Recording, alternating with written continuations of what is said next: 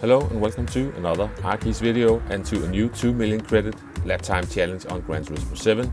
We are at Fuji Speedway and we are in the 2016 RUF RGT 4.2 on sports soft tires. This car was a bit tricky to learn to get the most out of. I've still got some mistakes in my best lap so far, so there will be some cleaning up to do. I just ran out of time and maybe I won't be able to get back to this one. But I got a solid gold, I got a good distance to the gold cutoff, and we are going to have a look at my best lap so far and have a look at some brake markers and some general thoughts on this time trial. And if you are enjoying the content, please feel free to hit the like and subscribe button. It is highly appreciated.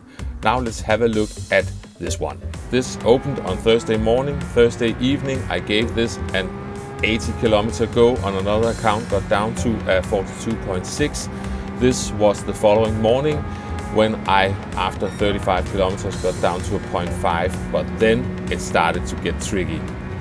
1 million, zillion, jillion, dillion, cotillion times later. Or at least we added another 110 kilometers to the odometer. But now we are going to have a look at some brake markers. The first one is that lamp post on the right hand side. Just before that leaves your screen, you need to get hard onto the brakes, and we are going all the way down to second gear. And since you need to rev out this car, we cannot just upshift to third. And here is my first mistake, because I get a bit of understeer as I was getting greedy on the power. I'm trying to upshift, but that definitely has to have cost me some time. But we're coming up to the next brake marker, which is the 100 board. We are braking dead on that one, full braking for a short moment, then we are slowly coming off the brakes, staying in fourth gear, and as we are at the apex we are trying to get hard on the power. Just pray the car will stay within the limits. And once we leave this light green stuff, you can see I'm already lifting a bit because I got a bit sideways, but that is a lift off point. Now I'm completely off the power. There was a bit of braking because the car had gotten a bit wobbly. I'm trying to widen the line a little bit, bring the car back in towards this tarmac strip, and this is usually where you can come onto the brakes. I have to delay it a bit because I want to get the car close to the right hand side, and that small square, that is my brake marker. It's a small one, but I'm looking straight at it when I'm coming over to widen the line, so that works for me. Down to second gear and coasting in towards the apex, carefully coming onto the power. I think I might have short shifted a bit there just for safety, but you really need to rev out this car all the way to just below 8,500 revs, and the rev limiter is right there, so make sure you don't hit that one as well. Somewhere between the 150 board and the edge of the gantry, that's where you need to brake. I braked a tiny bit late and you can hear my downshifts were getting a bit desperate, but I managed to get the car stopped, and we are taking a big chunk of that, accelerating a bit, only lifting off just to make the car turn. I cut a bit too much there and got a bit of oversteer and also hit the limiter, so that cost me some time as well. But as we are approaching the light green stuff, we need to brake before it, and I'm being careful on the brakes, not full on the brakes, using a bit of second for rotation, back up to third. Careful coming back onto the power. You're coming over a crest and it's easy to go off the track.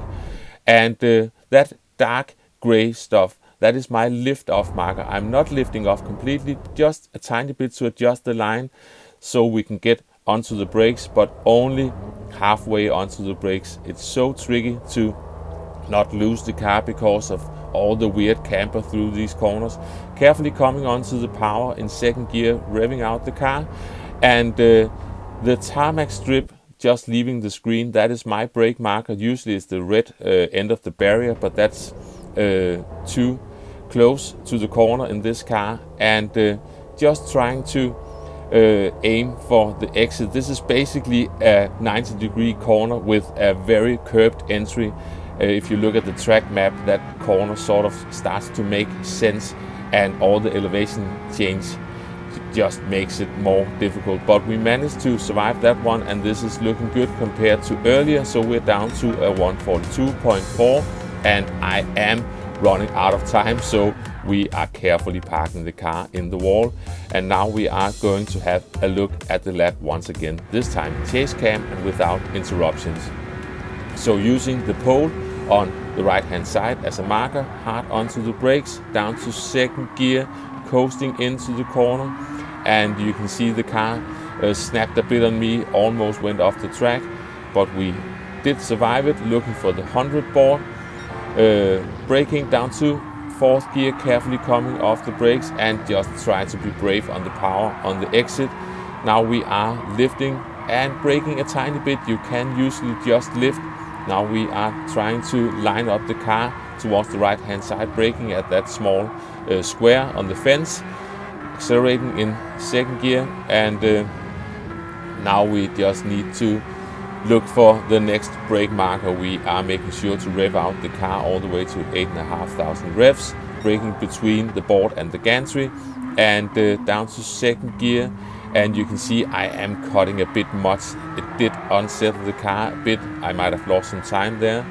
Now we are being careful not to overwhelm the car coming over this crest, and lifting off a bit to adjust the front end of the car. Careful on the brakes, and now we just try to aim for the exit.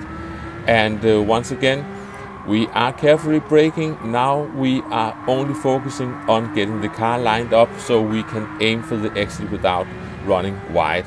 And then we are just getting towards the finish line. And yeah, as mentioned, there are some mistakes in this lap.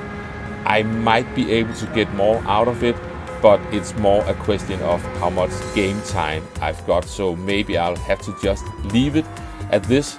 But anyway, I hope you enjoyed the video, found it entertaining, maybe even somewhat useful. So thanks for watching, and I will catch you next time. Bye bye.